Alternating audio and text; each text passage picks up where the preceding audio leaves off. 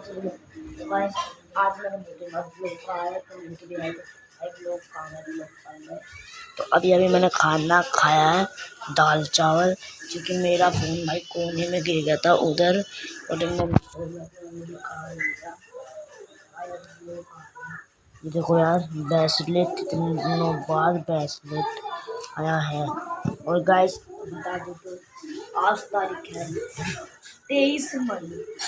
10 मई को मैं गुजरात देख ली है और 23 मई को कैमरे का पैक्स भी आता है। तो मैंने सोच बजे में बिना सोच पे अपनी चीज़ें फाड़ दी थी, उसके आपने ऐसे सबको लाइक ना और आपने हमारे 34 सब्सक्राइबर करवा दिए है। तो थैंक यू अगर सपोर्ट देने के तो आप देंगे आपके प्यार में सब कुछ सपोर्ट दिया जाता है। ठीक है, तो ये बस मेरा बर्थडे का ही है, अभी तक यहीं पे है, पता नहीं कितने का होगा। तो वीडियो को ही पे करते हैं। Thank you so much.